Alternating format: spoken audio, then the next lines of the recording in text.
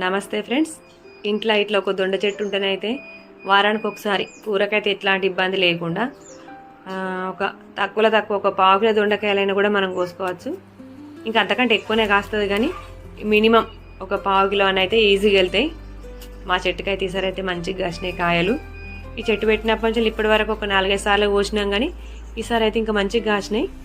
మధ్యలో 2-3 వర్షాలు పడేసరికి ఏమో కానీ చెట్టు అంతా మంచి పచ్చడి రంగుకి వచ్చింది. ఈ చెట్టు ఆకులు ఈ కాయలు రెండు ఒకటే తిరుగుండి అసలు ఇవైతే కనిపిస్తలేవు. కొన్ని కాయలు ఇట్లా కనిపించకుండానే పండ్లు అయితే అయిపోయినాయి. ఈ చెట్టుకైతే స్పెషల్గానైతే ఎట్లాంటి ఎరువులు అవి ఇవైతే కెమికల్స్ ఏం వాడలేదు. ఓన్లీ ఆర్గానిక్ ఫెర్టిలైజర్ మాత్రమే, పశువుల ఎరువు కొంచెం వేపపిండి వేసిన అంతే. కానీ కాయలు మాత్రం బ్రహ్మాండంగానే కాస్తుంది.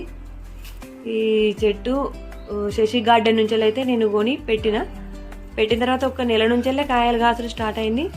ఇప్పటి వరకు అయితే ఒక 5-6 సార్లకి ఎక్కువనే మేమైతే తెంపుకున్నాం. ఇంకా మా ఇంటికాడ కోతులు ఎక్కువ, ఈ కోతులు తినంగా మిగిలినయే ఈ కాయలు. ఈ చెట్టు అయితే మంచిగా ఫుల్గా తీగవారి పచ్చగా ఉన్నది. మనం పెట్టిన చెట్టు కాయలు తెంపుకుంటే ఆ సంతోషం అయితే వేరు. అట్లా తెంపుకొని కూర వండుకొని తింటేనైతే ఆ టేస్ట్ అయితే చాలా బాగుంటుంది. ఎందుకంటే ఎట్లాంటి కెమికల్స్ లేకుండా ఆర్గానిక్ పద్ధతిలో వండించుకున్నాం కదా. ఇవి తిన్నా కూడా మన ఆరోగ్యానికి అయితే చాలా మంచిది. ఈసారి ఒక 1/2 కిలో వెళ్ళినాయి. ఫ్రెండ్స్, మీకు ఈ వీడియో నచ్చితే లైక్ చేయండి, షేర్ చేయండి, అట్లనే సబ్స్క్రైబ్ కూడా చేసుకోండి, కామెంట్ కూడా పెట్టండి.